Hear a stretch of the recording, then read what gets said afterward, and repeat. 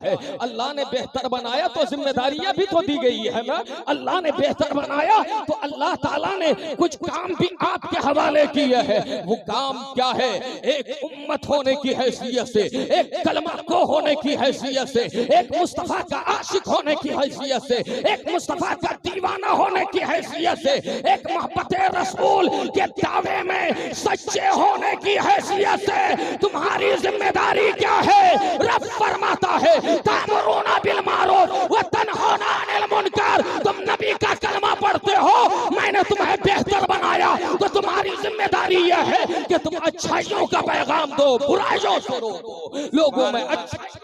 सुभान अल्लाह, सुभान अल्लाह, बहुत अच्छा, बहुत अच्छा पैगाम दिया गया। लेकिन नौजवानों, अब अपने स्टेटस पे जहन को मरकूज करो और अपने गिरेबान में झांक कर देखो, अपने आप में गौर करो और समझने की कोशिश करो। रब ने तुम्हें बेहतर उम्मत फरमाया ना, और तुम्हारी जिम्मेदारी यह है तुम अच्छाई का हुक्म दो, बुराई से रोको। कितने लोग हैं खुद तो अच्छे नहीं है, अच्छाई का हुक्म क्या देंगे? याद रखे, कुछ नौजवान आवारा किस्म के, अय्याश किस्म के, तबीयत में फहाशी होती है। वो जलसों में सिर्फ इसलिए आते हैं थोड़ी देर के लिए आए और उछल कूद करके फिर घर की राह ले। याद रखें, आज के दौर में जिन हालात से हम गुजर रहे हैं, जिन संगीन मसाइल से हम दो चार हैं, आज पूरी दुनिया इश्तराक का शिकार है। उम्मत मोहम्मदिया पर दुनिया के अकनाफ से यलगारी हमले हो रहे हैं। हर चार जानिब से रिश्वत दवानियां और मंसूबा बंद कोशिशें जारी है। इस्लाम मिटा दिया जाए, तुम्हें मिटाए जाने का ख्वाब देखा जा रहा है, तैयारियां की जा रही है। लेकिन तुम हो कि तुम्हारा न दीन से कोई ताल्लुक है, न ईमान से कोई ताल्लुक है, न अपने मजहब से। सुभान अल्लाह, सुभान अल्लाह, बहुत से नौजवान इसलिए आए होंगे ना चाय खाने में, मैं खाने में, औरतों के बीच में जाकर के जिंदगी गुजारे। किसी नादखा को सुन लिया और चल दिए। मैं आपको बड़ी जिम्मेदारी के साथ बताना चाहता हूँ, बहुत से लोग सिर्फ इसलिए आए हैं कि शहंशाह तरन्नुम जनाब असद इकबाल साहब को सुन करके यहाँ से फरार हो जाए, यहाँ से घर की राह ले ले। मैं आपको पैगाम देना चाहता हूँ बड़ी जिम्मेदारी के साथ। आज का दौर न तो जज्बाती तकरीर का है, आज का दौर न तो सिर्फ नात खानी से इस्लाह होने वाली है। अगर कौम में इस्लाह, कौम में इनकलाब, कौम में चेंजिंग चाहते हैं तो आज जरूरत इस बात की है कि कौम को सबसे पहले दीन का पैगाम दिया जाए, ईमान का पैगाम दिया जाए। कैसे दीन महफूज रहेगा, कैसे ईमान महफूज रहेगा, कैसे अकीदे की हिफाजत होगी, कैसे इस्लाम की हिफाजत होगी, कैसे पूरी दुनिया में इस्लाम गालिब होकर रहेगा। इसलिए कि जिस नबी का कलमा पढ़ते हो, जिस दीन को मानते हो, वो दीन तुम्हें यूं ही नहीं दिया गया, बल्कि रब ने उस दीन के ताल्लुक से फरमाया हुवल्लज़ी अरसला रसूलहू बिद्दीन वल हुदा। अल्लाह ने अपने नबी को दीन हिदायत के साथ भेजा, इसलिए भेजा कि दीन सारे दिनों पर गालिब आ जाए, पूरी दुनिया में इस दीन का डंका बजे, पूरी दुनिया इस दीन के मानने पर मजबूर हो जाए। हज़रात, तो आपकी हैसियत उम्मत की है ना, बात आपकी समझ में आ रही है? अगर आ रही है तो मोहब्बत से बोलिए सुभान अल्लाह, और अल्लाह कर बोलिए या रसूल अल्लाह। अभी देखिएगा, जब नात खानी होगी तो जवानों को पूरा जुनून, पूरे जोश में आ जाएंगे, जज्बात में आकर के नाचने कूदने लगेंगे। याद रखना, ये जज्बाती नाच गाने से, जज्बात में आ जाने से जन्नत नहीं मिलती है। जन्नत अमल की बुनियाद पर मिलती है, जन्नत ईमान की बुनियाद पर मिलती है, जन्नत अपने अफकारों नजरियात के सही होने की बुनियाद पर मिलती है, जन्नत अपने आप को तरीके मुस्तफा पर ढालने की बुनियाद पर मिलती है। जन्नत उस वक्त मिलेगी जब तुम कुरान को आईन और दस्तूरे हयात बनाकर अपनी जिंदगी में नाफिज करोगे, तब जाकर जन्नत मिलेगी। वरना अब ये नारा लगाना छोड़ दो कि सिर्फ ये वहां भी जन्नत जहन्नम में जाएंगे, जन्नत में नहीं जाएंगे, बल्कि तुम्हें भी जहन्नम में जाना होगा, तुम्हें भी जन्नत नहीं मिलने वाली अगर तुम्हारे अंदर ईमान नहीं है, आमाल नहीं है। क्या मतलब है? ईमान जरूरी है, आमाल सालिहा जरूरी है। हज़रात, अल्लाह ने तुम्हें बड़ी जिम्मेदारी दी। अब मैं आपसे पूछना चाहता हूँ, एक दौर रहा है, तारीख पढ़कर देखो, इतिहास का बाब उठाओ, हिस्ट्री खोल कर देखो। एक जमाने तक मुस्लिम बरसरे इक़्तिदार रहे हैं, मुसलमानों की हुकूमत रही है। हज़रत मुस्तफ़ा जब मक्के की जमीन पर तशरीफ ले आए हैं और नबी ने तबलीगे दीन का आगाज फरमाया है। मुस्तफ़ा जाने रहमत की आमद के बाद हाल ये हुआ है, ऐलान नबूवत के बाद सिर्फ 5 सदी का जमाना गुजरा है। कितना जमाना गुजरा है? सिर्फ 5 सदी का 100 साल भी पूरे नहीं हुए हैं। मुस्तफ़ा के दीवाने वो दीवाने थे हकीकी मानों में, जिन्होंने 5 सदी के अंदर, 1 सदी के अंदर 3 बर्रे आज़म पर इनकलाबी झंडा लहरा करके जमाने को बताया इस्लाम क्या है, इस्लाम की हकीकत क्या है। हज़रात सिर्फ 1 सदी के अंदर अफ्रीका, 1 सदी के अंदर यूरोप, 1 सदी के अंदर एशिया में इस्लाम का अजीम परचम बुलंद होता हुआ नजर आया है। इस्लाम के गलगले होते हुए नजर आए हैं, इस्लाम का शोर बपा होता हुआ नजर आया है और दुनिया मुस्तफ़ा के उन आशिकों को देखकर कलमा पढ़ती हुई नजर आई है। हज़रात लेकिन आज क्या है मेरे प्यारे? आज आपके पास कुछ नहीं है सिवाय ये जलसा कर लिए, सिवाय इसके कि अल्लाह ने अगर दिया तो नाजायज तरीके से कव्वाली, वो भी तकाबुली कव्वाली, मुकाबला वाली कव्वाली, मुसाबकाती कव्वाली। अल्लाह अकबर, लोग न जाने क्या क्या ड्रामे करते हैं, क्या क्या रक्स और सुरूर के लिए, अपनी इस जिंदगी में ऐशो तरफ के लिए न जाने कौन कौन से साविये और हरबे इस्तेमाल करते हैं। मैं आपको बता दूं, आप मुस्तफ़ा का कलमा पढ़ते हो, ये काम आपका नहीं है, ये जिम्मेदारी आपकी नहीं है।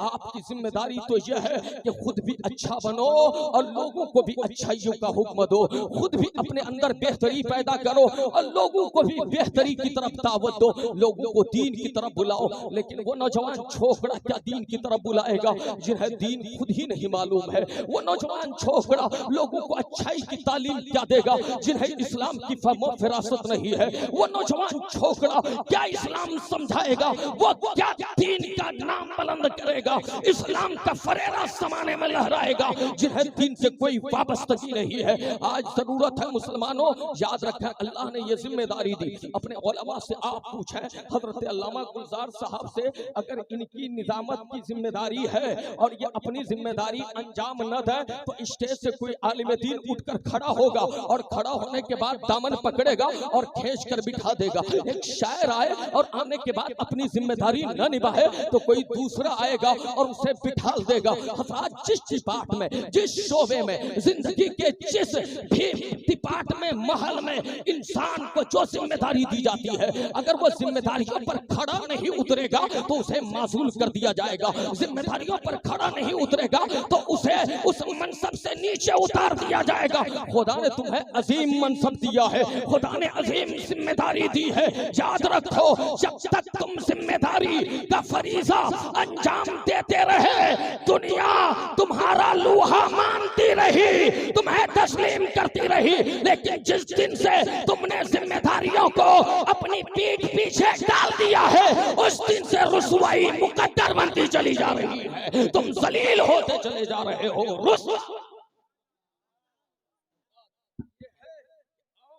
जिम्मेदारी का फरीजा अंजाम नहीं देंगे, अल्लाह ताला ने जो इज्जत दी है वो इज्जत छीन ली जाएगी, तुम्हें मासूल कर दिया जाएगा, तुम्हें अपने मनसब से उतार दिया जाएगा। अल्लाह ताला उस जगह किसी दूसरे को लेकर आएगा। दीन न समझने का नतीजा, कल मैं बरेली शरीफ था, याद रखें बरेली शरीफ बारगाह आला हज़रत में हाज़िरी दिया। हम सब आला हज़रत का नारा लगाते हैं, आला हज़रत से इश्क करते हैं, इसलिए कि आला हज़रत हमारे दीन की पहचान है, हमारे अकीदे की पहचान है। इमाम अहमद रज़ा ने हमारे ईमान की हिफाजत फरमाई है। लेकिन आपको हैरत होगी हम अपनी जिम्मेदारियों से किस कदर गाफिल हैं। आला हज़रत के नारा लगाने वाले और दीन के नाम पर इजलास और कॉन्फ्रेंस करने वाले धर्म परिवर्तन के हवाले से मैं एक बात अर्ज करना चाहता हूँ। ये दीन से नावाकिफियत और नाबलदी और दीन से नाआशना होने का नतीजा है, ये दीन बेजारी का नतीजा है। जो ही बरेली शरीफ पहुंचा, एक खबर सोशल मीडिया पे सामने आई कि इफरा नाम की एक लड़की जो किसी जमाने में मदरसे में पढ़ती थी, मदरसे में पढ़ने वाली वो दोशीजा जो ही जवानी की उम्र पे चढ़ी है, रहने वाली बरेली की है, स्वाले नगर की है, मदरसे में पढ़ी हुई है, लेकिन दीन का माहौल न होने की वजह से कुछ अय्याम गुजरे, जवानी आई, शबाब को उन्होंने कदम रखा, रखने के बाद गलत सोहबत लगी, गलत लत का शिकार हुई, गलत माहौल में जाकर के अपने आप को ढकेल दी, यहाँ तक नौबत आ पहुंची कि वो इफरा नामी दोशीजा आज एक गैर मुस्लिम के आगोश में गोद में जाकर बैठ गई और अपने दीन का सौदा कर बैठी, अपने ईमान का सौदा कर बैठी। हज़रात, ये एक वाकया नहीं है, इस तरह के वाकयात आए दिन रोनमा हो रहे हैं, आए दिन लोग इर्तिदाद का शिकार हो रहे हैं, आए दिन लोग दीन से मुतनफिर हो रहे हैं, आए दिन लोग इस्लाम से बेजार होते चले जा रहे हैं। याद रखें मेरे प्यारे, ये तो इफरा नाम की खातून है, इससे 15-20 दिन पहले उसी बरेली की रहने वाली एक साहिबजादी और भी कुफ्र इर्तिदाद के दामन में चली गई। उससे पहले लुबना नाम की एक शहजादी एक गैर मुस्लिम से शादी करके मुर्तदा हो गई। क्या मतलब है हज़रात? मतलब यह है हमने सही से इस्लाह नहीं की, हमने अपने घर में अल्लाह ने जो हमें पैगाम दिया था, जिम्मेदारी दी थी और जो अजीम मनसब सौंपा था कि तुम अच्छाई का हुक्म दो, बुराई से रोको, इस फरीजे को हमने अंजाम नहीं दिया, जिसके नतीजे में बेटियां बिगड़ रही है, बहनें बिगड़ रही है, नौजवान बिगड़ रहे हैं और इस्लाम पर शुकूक व शुबहात और एतराज़ात और कीलो काल का बुशार कर रहे हैं। मैं पैगाम देना चाहता हूँ लोगों, खुदा ने तुम्हें बेहतर उम्मत बनाया, जिम्मेदारी दी, अच्छाई का हुक्म दो, बुराई से रोको। इसका आगाज कहाँ से करोगे? इसकी शुरुआत कहाँ से करोगे? इब्तिदा कहाँ से करोगे? तो आओ, कुरान कहता है या अय्युहल्लज़ीना आमनू कू अनफुसकुम व अहलीकुम नारा, अच्छाई का हुक्म दो, लेकिन आगाज कहीं और से नहीं, अपने घर से करो, शुरुआत अपने घर से करो। पहले खुद को जहन्नम से बचाओ, अपने घर वालों को बचाओ, दुनिया खुद ब खुद जहन्नम से बच गई। नारे तकबीर। इकबाल साहब सब लोग इधर उधर बातों में मसरूफ है, मैं आपसे अर्ज कर रहा हूँ थोड़ी देर के लिए बैठे। मेरे भाई असद इकबाल साहब को दावत दी है तो आ जाएंगे, नात ही सुनी है, आप सुन कर जाएंगे। याद रखें पूरी रात बची हुई है और आप ऐसी महफिल में बैठे हैं कि रात भर जागेंगे तो आपको अजर ही मिलेगा, आपकी नेकियों में इजाफा ही होगा। ऐसा नहीं कि आप बेसूद बैठे हैं, कबज बैठे हैं, बेकार बैठे हैं, बेखैर बैठे हैं, बेमकसद बैठे हैं। याद रखें अल्लाह के नबी ने फरमाया इन्नमल अमालु बिन्नियात, अमल का दारोमदार नियत पर होता है। लेकिन प्यारे कुछ लोग अगर शराब पीकर आ जाए और कहे कि आपने कहा था हज़रत नबी ने फरमाया है अमल का दारोमदार नियत पर होता है, तो हमने अच्छी नीयत से शराब पी है, हमने अच्छी नीयत से इस बुराई का इर्तिकाब किया है। ये जुर्म तो जरूर मैंने किया है, लेकिन नीयत अच्छी थी। याद रखो इस हदीस का ये मफहूम नहीं है कि अच्छे बुरे काम में नीयत का इजहार होगा, नहीं, बल्कि हर अच्छे काम की बुनियाद नीयतों पर है। यह है हदीस पाक का मतलब। क्या मतलब है? जैसे अच्छे काम की मिसाल मैं आपको दे दूं, यहाँ बहुत से लोग बैठे हैं, अब अगर कोई नीयत में ये लेकर आया है कि हम अल्लाह उसके रसूल की रजा के लिए आए हैं, तब तो वो अजर का मुस्तहिक बनेगा। दूसरा आदमी भी बैठा है, बज़ाहिर वो भी अच्छा काम कर रहा है, लेकिन वो घूमने की गरज से आया था, टहलने की गरज से आया था, वो किसी और मकसद के तहत आया है। आया वो भी है, आया आप भी है, बैठने में दोनों बराबर है, सुनने में दोनों बराबर है, लेकिन एक की नीयत कुछ और है, एक की नीयत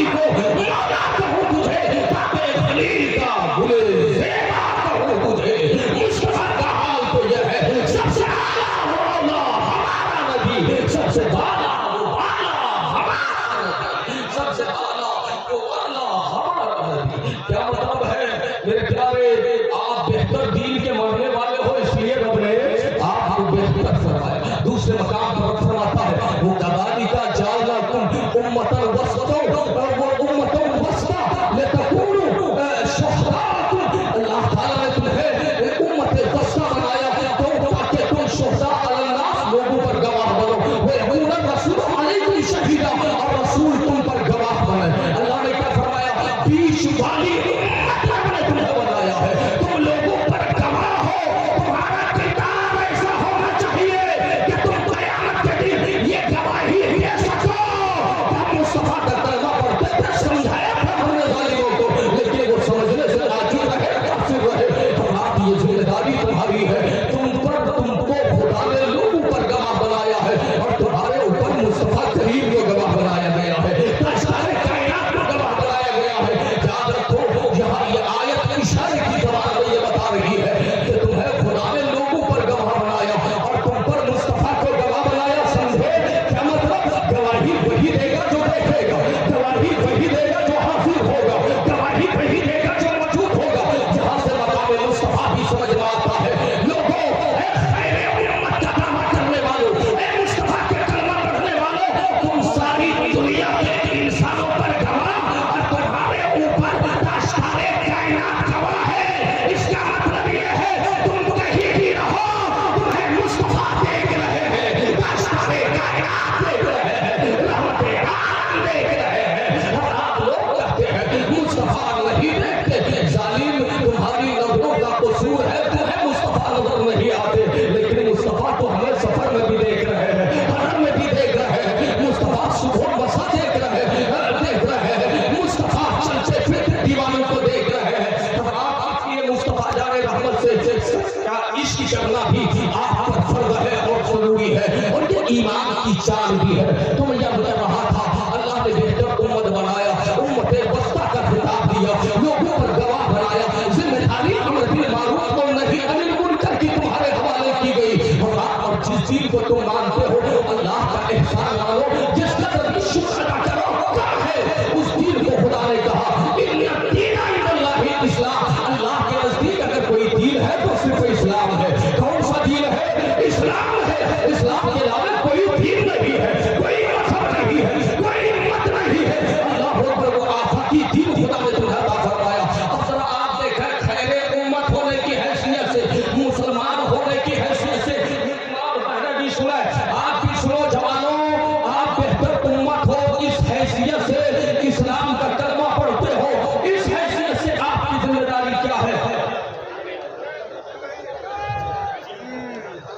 नारे तकबीर, नारे रिसालत, उलमाए अहले सुन्नत, मसलके आला हज़रत शायर इस्लाम जनाब असद खान साहबुल्लाह। नारे तकबीर, नारे रिसालत। गोश्त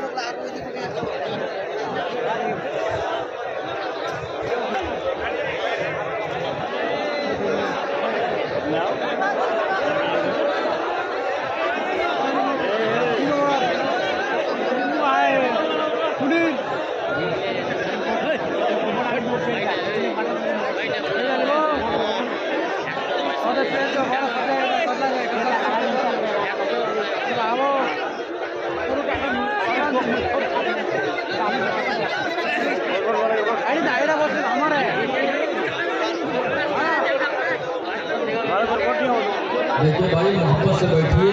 आपके हमारे महबूब शायर शायर तरन्नुम हसानुल हिंद शायर बारगाह आला हज़रत असद इकबाल कलकत्तवी साहब जिनका आप अपने दिलो नजर को फर्शे राह बनाकर मुंतज़िर थे, उनकी आमद हो चुकी है माशाअल्लाह। वो तशरीफ ला चुके हैं इंशाअल्लाह। वो जामो इरफान का प्याला पिला करके आपको सैराब करेंगे इंशाअल्लाह। आप सैराब होकर जाएंगे। तो मैं क्या कर रहा था, अल्लाह ने आपको बेहतर उम्मत बनाया। क्या बनाया? बदतर नहीं बनाया, बेहतर बनाया। अब बेहतर उम्मत होने की हैसियत से जो जिम्मेदारी आप पर आयद होती है, अगर आप उसके कारबंद है, उसके पाबंद है तो यकीनन आप कामयाब हैं, वरना नाकामियां आपके पांव की जंजीर बन जाएगी और इस जंजीर में घिसे आप छेलते छेलते चलते चलते परेशान आप कभी और को मुसाफिर नहीं बन सकते। जहन्नम के मुसाफिर बनेंगे। इसलिए लोगों, खुदा आपको हमको जहन्नम की आग से बचाए। दुआ करो तो अपनी दुआओं में कहा करो, अल्लाहुम्मा अजिरना मिनन नार, ऐ अल्लाह हमें जहन्नम की आग से महफूज फरमा, जहन्नम की आग से बचा। जहन्नम की आग बहुत खतरनाक आग है, उसके भड़कते हुए शोले, अल्लाह अकबर, हदीस पाक में आता है सुई के नोक के बराबर अगर जहन्नम की आग खोल दी जाए इस कायनात की तरफ, तो ये कायनात खलकर खुलकर मिट जाएगी, सारी इंसानियत तबाह हो जाएगी, इंसानों का जान निकल आएगा और आप इंसान का और इंसान का पहचानना मुश्किल हो जाएगा।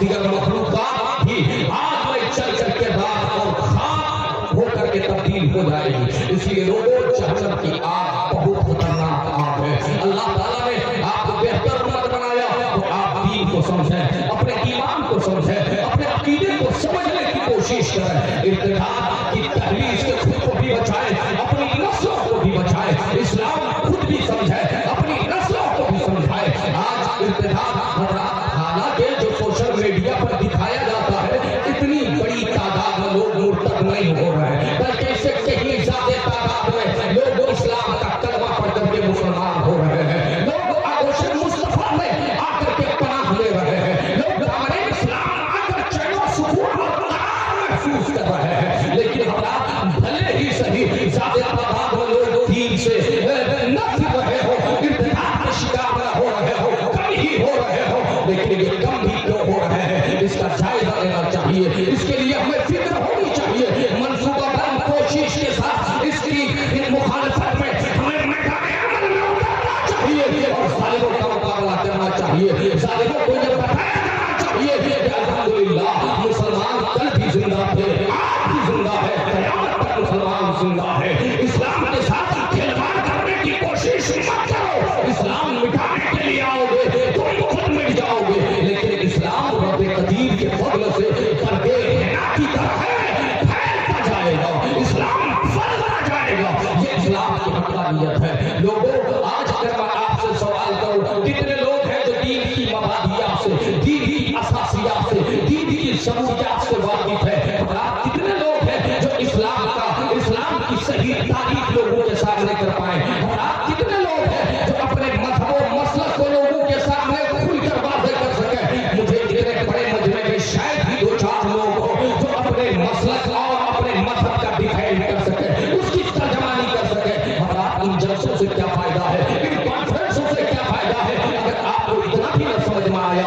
याद रखो, आज एक पैगाम लेकर जाओ। अल्लाह ताला ने आपको मोमिन बनाया, इस्लाम अता फरमाया, आपको शरीयत अता फरमाई। इस शरीयत के मकासिद 5 है। एक सबक दे रहा हूँ, मकासिद शरीयत कितने हैं? हाथ उठाकर बोलो, 5 है। कितने हैं? 5 है। ये जवान, ये कुछ लोग हाथ उठाने को भी तैयार नहीं है। अल्लाह याज़ुबिल्लाह, अस्तग़फिरुल्लाह, नहीं मालूम क्या सुनकर क्या सोचकर महफिलों में बैठते हैं। मैं आपको सिखा रहा हूं भाई, दर्स दे रहा हूं। मकासिद शरीयत कितने हैं? हाथ उठाकर बोले, 5 है। कितने हैं? 5 है। जब आपने इस्लाम का कलमा पढ़ लिया, आप खैर उम्मत हो, आप इस्लाम को जानते और मानते हो, तो इसके 5 मकासिद हैं। उन 5 मकासिद में सबसे पहले जब आपने कलमा पढ़ लिया तो इस्लाम आपको आपके दीन की हिफाजत की जिम्मेदारी देता है। मतलब यह है दीन की हिफाजत, यानी प्रोटेक्शन ऑफ रिलीजन, अपने मजहब की हिफाजत करना ये आप पर जरूरी है। ये सबसे पहली चीज है। हर मुसलमान पर, मुसलमान होने के बाद वो अपने दीन की हिफाजत करे, वो अपने ईमान की हिफाजत करे, वो अपने अकीदे की हिफाजत करे। अब इस दीन की हिफाजत के लिए पहली चीज, पहला फार्मूला दे रहा हूं, मकासिद खमसा में से पहला मकसद यह है कि आप अपने दीन की हिफाजत करो। अब इस दीन की हिफाजत के लिए कौन से तरीके अपनाए जाएं? ये दीन की हिफाजत कैसे होगी? ये रिलीजन को प्रोटेक्शन कैसे आप देंगे? तो इसके लिए जरूरी है आप इल्म हासिल करो। क्या करो? इल्म हासिल करो। इल्म का हासिल करना हर मुसलमान मर्द पर भी फर्ज है, औरत पर भी फर्ज है। इल्म हासिल करो, और इल्म हासिल करने के लिए मदरसे की जरूरत है, इल्म हासिल करने के लिए दारुल की जरूरत है, इल्म हासिल करने के लिए जामियात की जरूरत है। अपने बच्चों को दीन की तालीम दो। ये मदरसा गुलशन मुस्तफा है, जिसके बैनर तले शामियाना के नीचे ये रहमत और नूर की भरी बदमना बैठे हो, और आप इस इस मदरसे को मजबूत करो, जलसे को मजबूत करो, इदारे को ज्यादा मजबूत करो। जब मदरसा रहेगा तो दीन की हिफाजत होती रहेगी, ईमान की हिफाजत होती रहेगी। और आपको सबसे पहली चीज क्या है?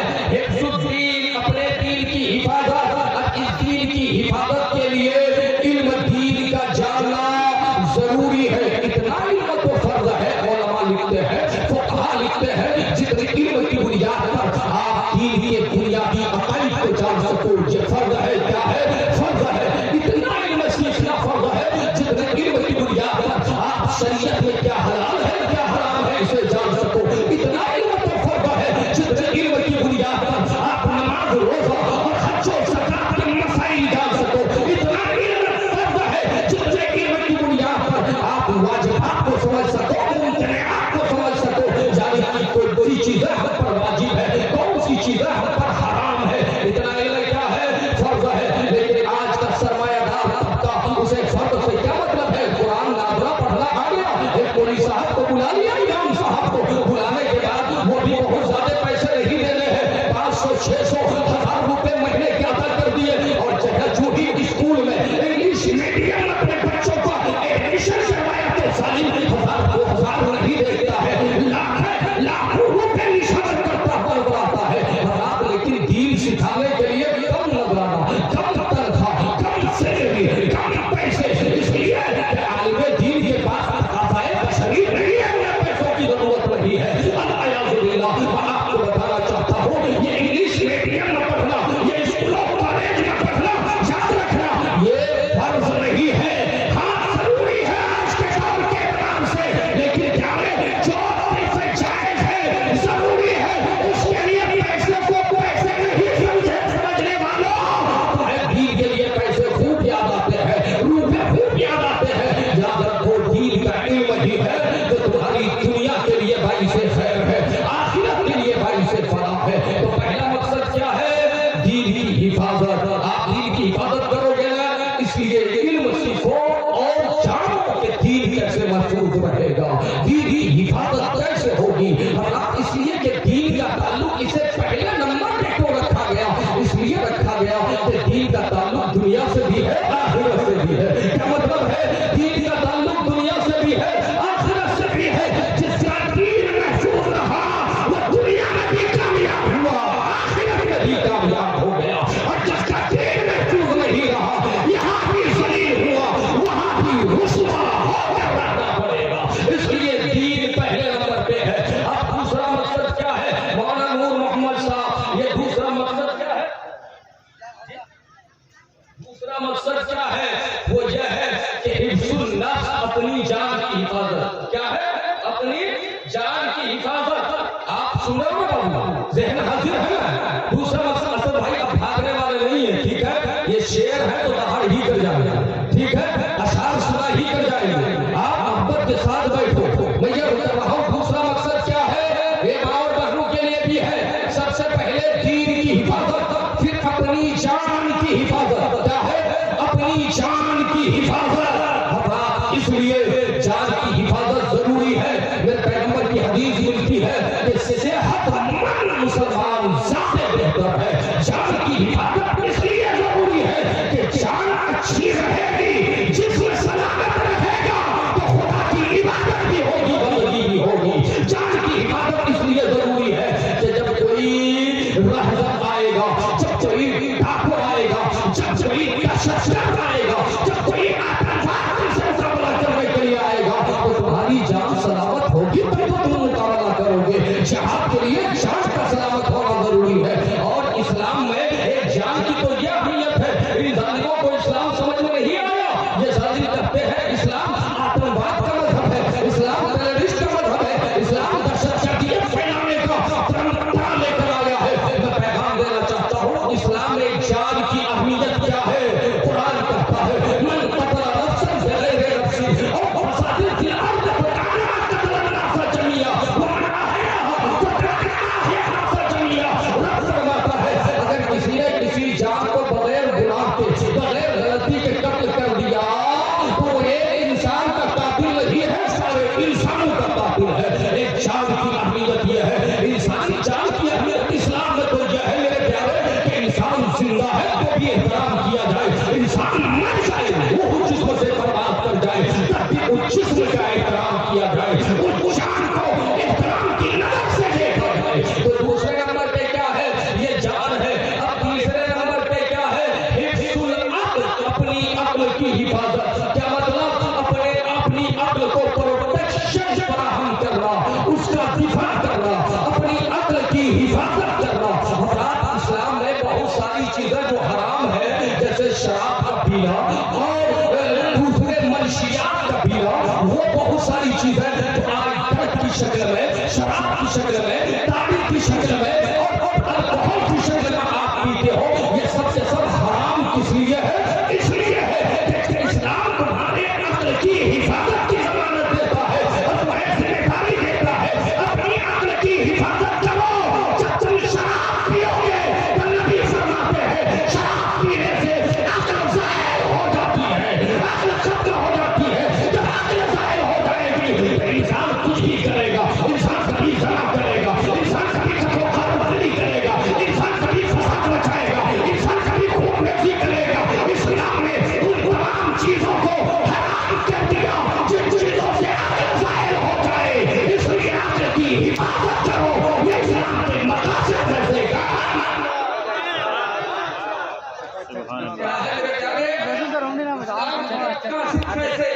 एक मकसद है। उसके बाद इस्लाम कहता है, क्या कहता है? हिफ्जुल माल। उसके बाद हिफ्जुल माल 5वें नंबर पे है। चौथे नंबर पे इस्लाम कहता है हिफ्जुल नस्ल। हिफ्जुल नस्ल यानी जनरेशन की हिफाजत।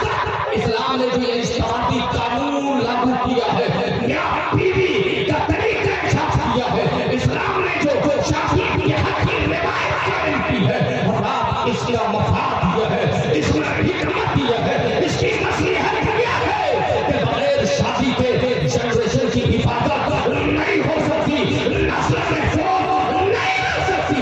आज आप देखें सोशल मीडिया उठाकर, अखबार, प्रिंट मीडिया के जरिए आपको यह खबर मालूम होगी, वसूल सराय से ये बात फैलती है। आप भी जानते होंगे मगरबी ममालिक में आज भी जहां लोग शादी सही ढंग से नहीं करते, जहां पे गर्लफ्रेंड और बॉयफ्रेंड के नाजायज रिश्ते कायम होते हैं, जहां जिस्मानी ताल्लुकात कायम किए जाते हैं, जहां शराब के अड्डे आबाद किए जाते हैं, जहां रक़ासाओं और तवाइफों की महफिलें सजाई जाती है, आज वहां बहू से करोड़ों की तादाद में ऐसे बच्चे मिल जाएंगे जिनके बाप का सही पता नहीं है, जिनके बाप की सही तशख़ीस नहीं हो पाती है। मैं बताना ये चाहता हूँ, इस्लाम ने शादी का कसीर कानून दिया निकाह का, ताकि तुम्हारा खानदान बने और तुम्हारी नस्ल महफूज रहे, उसकी हिफाजत होती रहे। कोई तुम्हारी नस्ल पर बदतमीज थप्पा और दाग न लगा सके, कोई कोई पर तंग न कर सके, इल्जाम न लगा सके। इसलिए इस्लाम ने हिफाजत खानदान के लिए ज़ना को हराम कर दिया है। गोया इस्लाम के हर मकसद में हिकमत है और वो हमारे और तुम्हारे मफाद के लिए है, हमारे और तुम्हारी भलाई के लिए है, हमारी और तुम्हारी निजात के लिए है। क्या समझ में आया? कितने मकासद हो गए? बात समझ में आ रही है? 4 हो गए ना भाई। हिफ्जुल दीन, हाथ उठाकर बोलो हिफ्जुल दीन, दीन की हिफाजत। आप दीन की हिफाजत आप करोगे ना? आप दीन की हिफाजत क्या हो रही है? क्रिसमस के पे मुबारकबादी पेश करते हो, नौजुबिल्लाह, जिनके अकीदे में तस्लीस है, जो हज़रत ईसा को हम पैगंबर कहते हैं, वो इब्नुल्लाह कहते हैं, हज़रत मरियम को तीसरा खुदा मानते हैं, नौजुबिल्लाह मिन ज़ालिक। आप उनके त्योहार में, उनके परंपरा में, उनके फंक्शन में शिरकत करते हो, गैर मुस्लिमों को क्या जा करके आप उनके साथ शिरक और बुत परस्ती में मदद करते हो। लोगों को आपको बता दो, आप ऐसा करेंगे तो आपके दीन की हिफाजत नहीं हो सकेगी, ईमान की हिफाजत नहीं हो सकेगी। उसके बाद एक मकसद क्या है? हिफ्जुल माल। क्या है? माल की हिफाजत। इस्लाम ये भी नहीं चाहता कोई मुसलमान हो और गुर्बत की जिंदगी गुजारे, कोई मुसलमान हो और फाके की जिंदगी गुजारे। इस्लाम ये नहीं चाहता आप तंदुरुस्ती की जिंदगी गुजारो। लेकिन आज अफसोस होता है कि मुसलमानों से ज्यादा भीख मांगने वाले कोई और कौम नहीं है। मुसलमान का जवाब करता है खानदानी परंपरा है, जवाब है हाथ सलामत है, पैर सलामत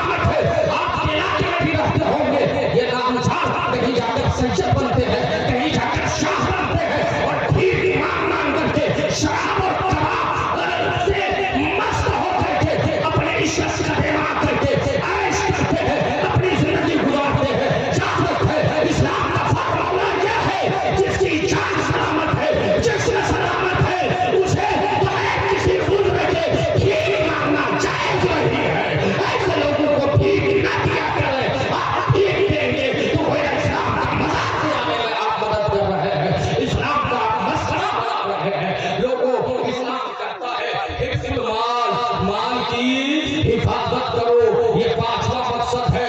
अब माल की हिफाजत कैसे करें? जाली मेहनत करो, मजदूरी करो, कसबे हलाल करो, रिज़्क़े हलाल की तलाश में लग जाओ और लोगों के प्रति कारोबार करो, तिजारत करो, दुनियावी सराय बनाओ, सही माल कमाओ और उस माल के जरिए दीन का काम करो, इस्लाम की तबलीग करो, मदरसों की इमारत बनाओ, सिर्फ अपना पेट न पालो, मस्जिदें तामीर किया करो, गरीबों की मदद किया करो, यतीमों पर दस्ते शफ़क़त रखा करो। तो ये 5 मकासद हैं, अगर आप समझ गए और इनकी हिफाजत करते रहे तब तो आप कामयाब हैं, वरना नाकामियाब आपके मुकद्दर रहे और नाकामी आपको रुसवाई की तहलीफ कर ले जाएगी जहां आप कहीं पे न रहेंगे। सबसे पहली चीज यह है कि बेहतर उम्मत होने की हैसियत से आप सब आज ये तय कर लो कि आप भी अच्छे बनोगे, अपने घर वालों को भी अच्छा बनाओगे, अपनी सोसाइटी की भी इस्लाह करोगे,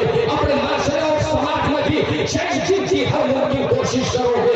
आप अपने किरदार से तब्दील करोगे, अपनी ज़बान से ये तब्दील करोगे, अपने दिल से ये कोशिश करते रहोगे। अगर आप कर रहे हो तो यकीनन प्यारे फिर आपकी नस्ल का कोई भी बच्चा आप जनरेशन कुफ्र इत्तेफाक की तहलीफ में जाकर के अपना सर न छुपाएगी, बल्कि वो दीन की हिफाजत करेगी। अपनी नस्लों को बताओ कि बेटे तुम्हारी जान से ज्यादा दीन की तुम्हारे लिए ईमान है, तुम्हारे माल से ज्यादा दीन की तुम्हारे लिए तुम्हारा इस्लाम है, तुम्हारा मजहब है। सब चला जाए जाने देना, लेकिन अपने दीन का सौदा न होने देना, अपने ईमान का सौदा न होने देना। और आज के दौर में मैं आपको बता दूं लोगों, सबसे ज्यादा हमारे और आपके लिए आइडियल और मिसाल अगर कुछ लोग हैं इस मुल्क में नहीं पूरी दुनिया में, तो आपके लिए एक अजीम आइडियल और अजीम मिसाल फिलिस्तीन में शहीद होने वाले हैं, वहां जहाद करने वाले हैं,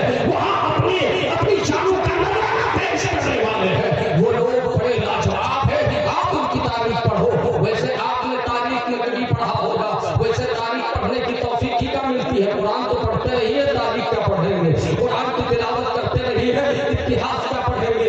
लोगों अगर आपने पढ़ा होगा तो तारीख के वर्क से सहाबाए किराम की कुर्बानियां तुम्हें पैगाम दे रही है, इस्लाम कैसे तुम तक पहुंचा है, तुम्हें जो खैर नेमत का ताज अता किया गया, ये ताज भी नहीं मिला है, ये ताज कैसे कैसे तुम्हारे सर सजाया गया है। याद रखो जान दी है, मालों का नजराना दिया है, औलाद की कुर्बानियां दी है, तब जाकर इस्लाम आप तक पहुंचा है। लेकिन प्यारे ये तो आपने पढ़ा होगा, लेकिन आज के दौर में अगर देखना है, इसलिए कि पूरी दुनिया ग्लोबल विलेज में बदल चुकी है, एक गांव की शक्ल तैयार कर चुकी है। सोशल मीडिया पे बटन दबाओ, मशरिक का पता कर लो, मगरिब का पता कर लो, शुमालो जुनूब का पता कर लो, कौन कहां क्या कर रहा है, कहां हालात कैसे है, कहां क्या हो रहा है। आज हालात तो 2.5 महीने से हमें चीख कर बता रहे हैं कि फिलिस्तीन में मुसलमानों की एक मुख्तसर आबादी है, फिलिस्तीन में एक मुख्तसर तादाद में मुस्तफा के दीवाने रहते हैं। हज़रात सालिमों ने उन्हें सताना शुरू किया है, उनकी जानों से होली खेलना शुरू किया है, उनके खून से अपने हाथों को रंगीन बनाना शुरू किया है। कोई सुबह ऐसी नहीं गुजरती है कि माँ के आगोश से बच्चे न छीने जा रहे हो, कोई रात ऐसी नहीं गुजर रही है कि वहाँ और दारूद की बिजली न गिर रही हो, कोई लम्हा ऐसा नहीं गुजर रहा है कि जहाँ पे नफरत के सामने कोई बच्चा चलता अपनी जान का नजराना न दे रहा हो। लेकिन जरा आप गौर करें, उन नौजवानों में कोई शिकवा नहीं है, जबान पे कोई गिला नहीं है, जबान पे कोई शिकायत नहीं है, कोई ये नहीं कहता खुदा ये कौन सा आजाद है, कोई ये नहीं कहता रब हमें कैसा आजमाया जा रहा है, हम कुछ आजमाइश से गुजर रहे हैं, हम पर कौन सी आफत आन पड़ी है। अल्लाह अकबर, खानदान का खानदान गुजर रहा है, जन्नत का राज हो रहे हैं, गुलशन का इस्तर हो रहे हैं, हर तरफ से शादियां छीने जा रहे हैं, जमीनें तंगी जा रही है, पाँव से चूतियां छीनी जा रही है। लेकिन ऐसे मौके से भी वहां का ईमान वाला सजदा करके अपने रब का शुक्र अदा कर रहा है। रब की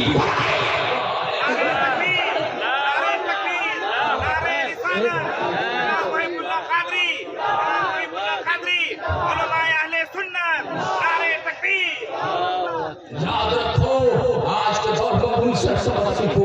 मोमिन शराफी नाम का एक शख्स है, वो आता है मीडिया के सामने कहता है मेरी माँ शहीद हो गई, वो कहता है मेरा बाप शहीद हो गया, वो कहता है मेरी बीवी शहीद हो गई, वो कहता है मेरे बच्चे मुझसे छीन लिए गए, तड़प कर जान दे दिए। लेकिन अल्लाह पर कहते कहते जबान लड़खड़ाती है, लेकिन जो ही लड़खड़ाती है वो पुकार कर कहता है हस्बी अल्लाह व निअमल वकील, मेरे लिए मेरा अल्लाह काफी है, वो वही मददगार है। अल्लाह अकबर। यहाँ तक के आखिर तक पूरे खानदान की कुर्बानी बयान कर दिया, लेकिन क्या है आंखें अश्कबार हुई, जबान में शिकवे रही, शिकायत रही। आखिर में आकर कहता है मेरे मौला जो तेरे मुकद्दर में लिखा था मेरी तकदीर में वो होता रहा, जिसने तू राजी है उसी के तेरा बंदा भी राजी है।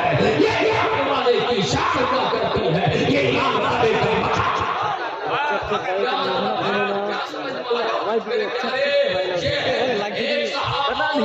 वो मीडिया पे आकर बयान देते हैं, अल जज़ीरा उठा कर देखिए, हज़रात वो कहता है कि दुनिया का कोई भी शख्स मुझसे ताज़ियत न करे।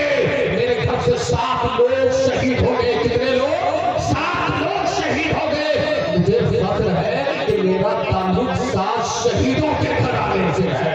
मुझे फख्र है कि मैं ऐसे कबीले से ताल्लुक रखता हूँ जहाँ शहादतें हुई है।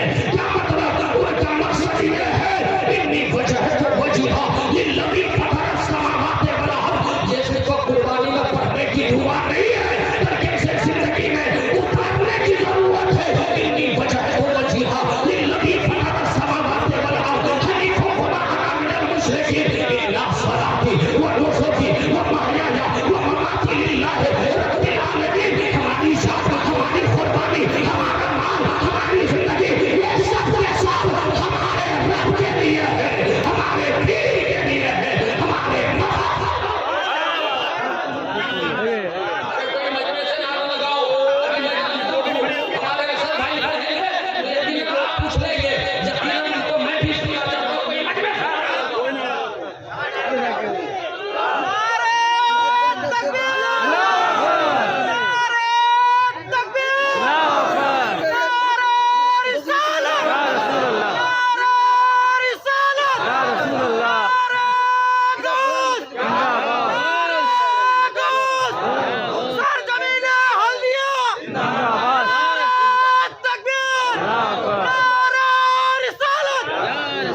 इसी मौके से मैं हुजूर ताजुल शरिया का ये शेर पेश कर दूं।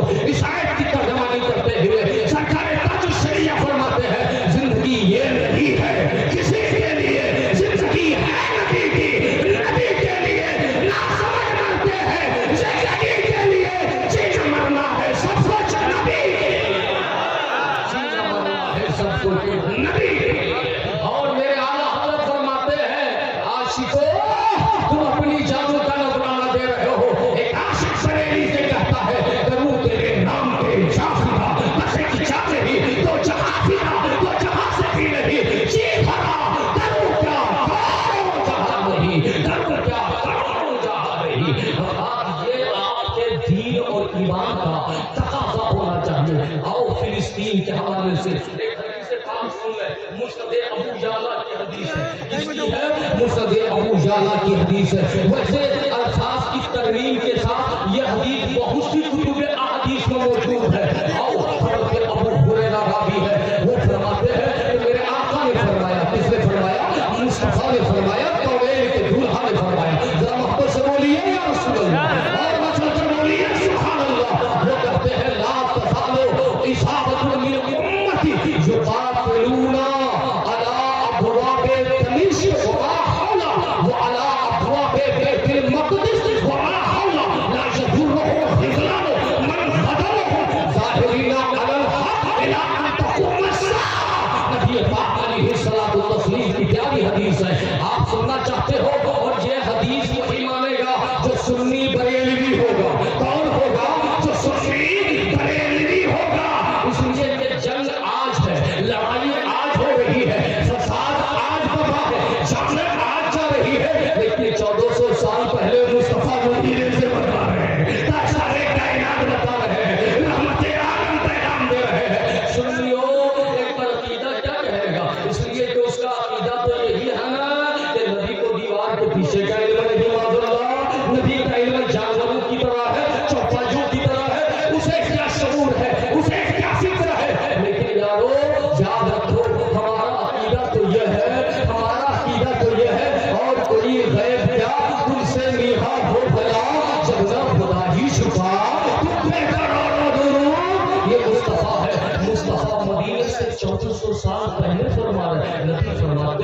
मेरी उम्मत में एक जमात, सुभान अल्लाह, मेरी उम्मत में एक जमात हमेशा ऐसी रहेगी, कैसी रहेगी? नबी फरमाते हैं जमात ऐसी रहेगी जो हक के लिए, जो दीन के लिए, जो इस्लाम के लिए, जो अपने मजहब के लिए, जो तौहीद की हिफाजत के लिए, जो रिसालत की फतह के लिए हिफाजत के लिए, जो कुरान के हुर्मत की हिफाजत के लिए, जो इस्लाम के तकद्दुस को बचाने के लिए क्या करेगी? वो जमात हमेशा दुश्मनों के मुकाबले में खड़ी रहेगी, दुश्मनों से मुकाबला करती रहेगी। नबी फरमाते हैं युकातिलूना अला अब्वाबे दमिश्क, यानी दमिश्क के दरवाजों से वो दुश्मनों के खिलाफ लड़ती रहेगी, इस्लाम की हिफाजत करती रहेगी। अच्छा, आज दमिश्क में नहीं मालूम हाल क्या है, लेकिन आज हालात बैतुल मुक़द्दस के खराब है। नबी आगे फरमाते हैं कि वो अला अब्वाबे बैतुल मुक़द्दस वमा हौला, ये जमात ऐसी रहेगी जो दुश्मनों से लड़ती रहेगी दीन बचाने के लिए, बैतुल मुक़द्दस के दरवाजे से और उसके इर्द गिर्द में वो जमात रहेगी, उसके चारों तरफ से वो दीन की हिफाजत करती रहेगी, दुश्मनों से मुकाबला करती रहेगी। और मेरे पैगंबर फरमाते हैं, नबी ने बिशारत दी है, याद रखो फिलिस्तीन की कभी हार नहीं हो सकती, शिकस्त को हजीमा से दो चार वो नहीं होंगे। जाने जाएगी लेकिन जीत उन्हीं की होगी, जाने जाएगी लेकिन वही फातेह होंगे, जाने जाएगी कामयाबी उन्हें ही मिलेगी। इसलिए कि कामयाबी तीरों तलवार की बुनियाद पर नहीं मिलती है, कामयाबी हथियार की बुनियाद पर नहीं मिलती है, कामयाबी ताकत की बुनियाद पर नहीं मिलती है। हमें मिजाज दिया गया कामयाबी तो रब के फजल की बुनियाद पर मिलती है, कामयाबी तो मुस्तफा से इश्क की बुनियाद, ईमान की बुनियाद पर मिलती है। इसलिए मेरा ईमान कह रहा है वो कटने मरने के बाद, शहीद होने के बाद ही कामयाब है। नबी फरमाते हैं ला यजुर्रुहुम खिज़लानो मन खज़लहुम, ला यजुर्रुहुम खिज़लानो मन खज़लहुम, यानी कोई भी ताकत तुम्हें नुकसान नहीं पहुंचा सकेगी। नबी क्या फरमाते हैं? नुकसान नहीं पहुंचा सकेगी।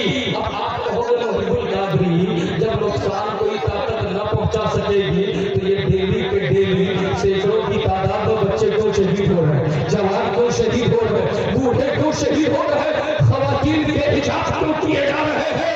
आज वहां पे खून का दरिया क्यों बह रहा है, वहां की शरीर खून से लहूलुहान क्यों हो गई है? अगर उनको कोई जमात तकलीफ न पहुंचा सकेगी तो याद रखो तकलीफ न पहुंचाने का ये मतलब नहीं है, ये मतलब नहीं है। नबी ने आगे फरमा दिया ज़ाहिरीना अलल हक़, मतलब कोई जमात उन्हें ज़रर नहीं पहुंचा सकेगी इस मामले में कि उसे दीन से अलग कर दे, हक से जुदा कर दे, उनके कदमों से इस्तिकामत को छीन ले, इस्तिकाम के जज्बे को मुतसलसल कर दे।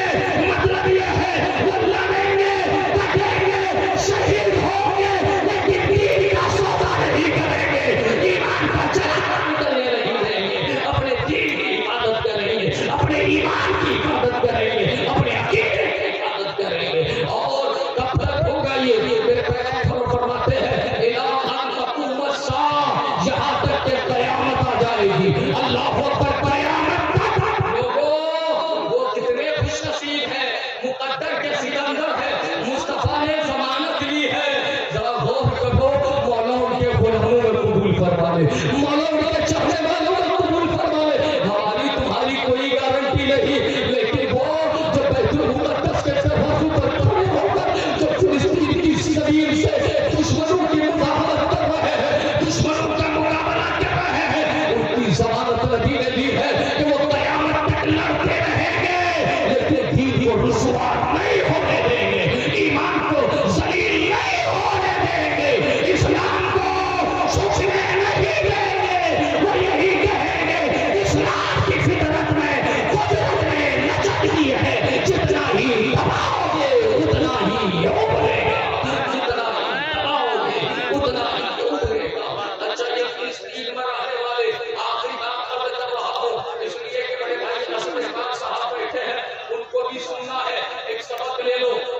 फिलिस्तीन बैतुल मुक़द्दस, ये बैतुल मुक़द्दस क्या है?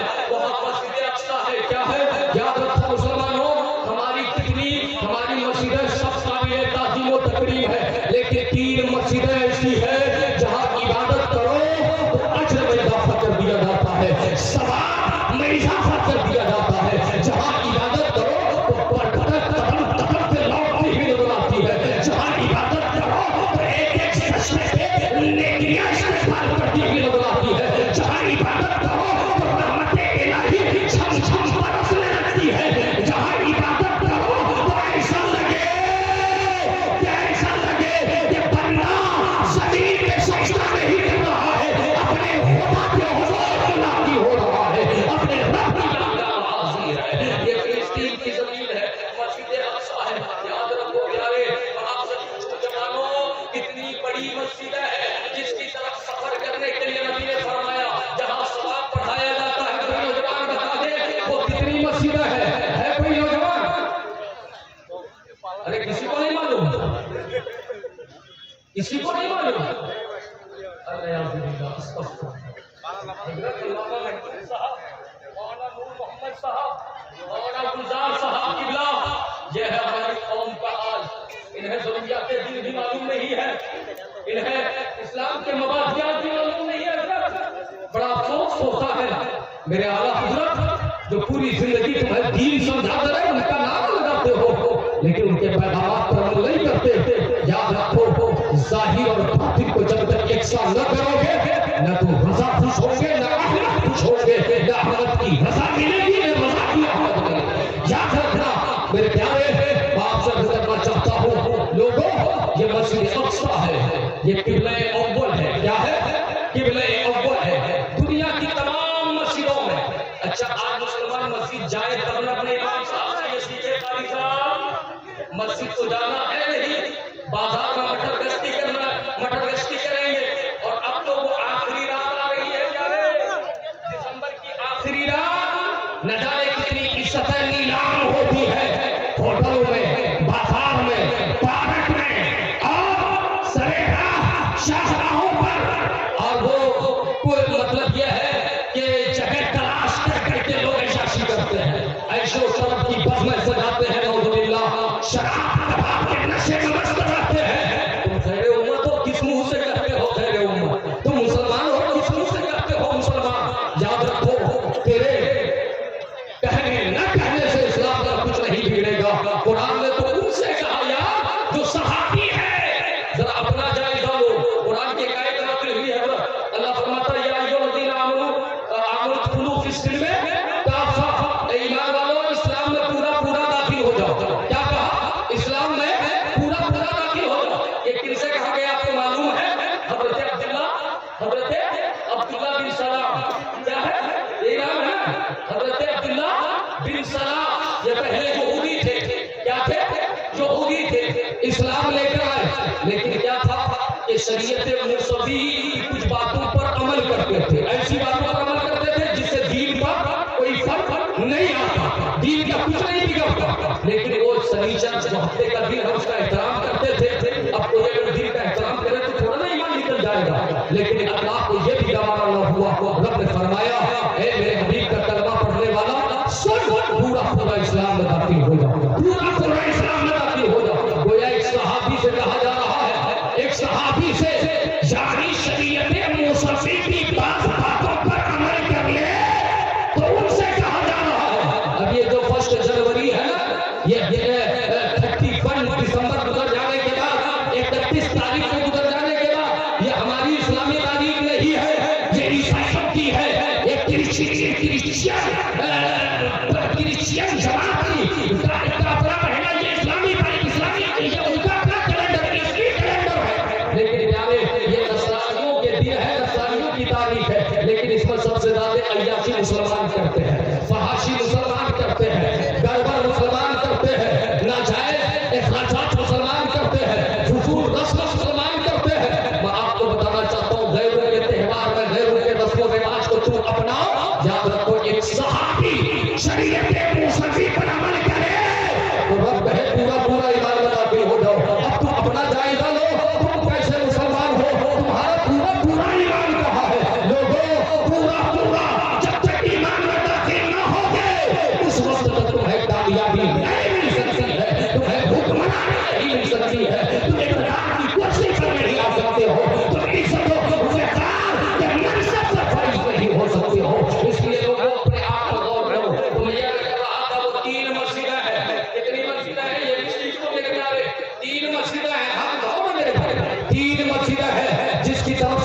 करके जाना सवाब है।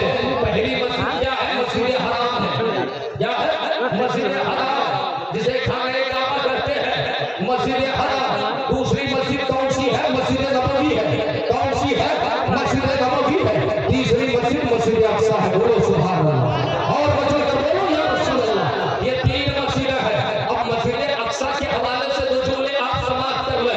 17 महीने तक हमारे नबी, आपके नबी, नबियों के नबी, रसूलों के रसूल ने रुक करके नमाज अदा फरमाई। क्या फरमाया है? 17 महीने तक मस्जिद अक्सा की जानिब मुस्तफा ने रुक करके नमाज अदा फरमाई। गोया ये किबला अव्वल है, बाद में खाने काबा किबला है। अब जरा देखें, ये वही मस्जिद अक्सा है जिसकी तामीर हजरत सुलेमान अलैहिस्सलाम ने फरमाई और नबियों ने फरमाई। ये वही मस्जिद अक्सा है जिसके गर्भ में हजरत ईसा अलैहिस्सलाम की विलादत हुई। ये वही मस्जिद अक्सा है जिसके इर्द गिर्द अंबियाए किराम के मज़ारात है। ये वही मस्जिद अक्सा है जहां मुस्तफा ने सारे नबियों की इमामत फरमाई है, रसूलों की इमामत फरमाई है। और रात नबी उधर रुक करके नमाज पढ़ते रहे। फिर एक दिन आया जब मेराज के सफर पे गए तो मुस्तफा ने वहां सारे नबियों की इमामत फरमाई, रसूलों की इमामत फरमाई। आला हज़रत फरमाते हैं इस इमामत के पीछे राज क्या था? इमाम से पूछो तो कहते हैं नमाज अक्सा में था यही चीज। आया हुमाने अव्वल वाखिर कि दस्त बस्ता है पीछे हाजिर, जो सल्तनत आगे कर गए थे। मतलब ये बताना था कि सारे नबियों के नबी मुस्तफा है, सारे रसूलों के रसूल आमना के लाल है, ताशखाने का इलाज है, मुफ्ती आज़म हिंद। इसलिए तो कहा और अंबिया रसूलों का हाल उनका वजूद वो तो तशरीफ लाए। हमारा सरकार मुफ्ती आज़म हिंद फरमाते हैं रसूल उन्हीं का तो मुस्ताफ सुनाने आए हैं, उन्हीं के आने की खुशियां मनाने आए हैं, उन्हीं के आने की खुशियां मनाने आए हैं। नबी ने इमामत फरमाई, कुरान में तर्जुमा नहीं की। सुभान अल्लाज़ी अस्रा बिअब्दिही लैलन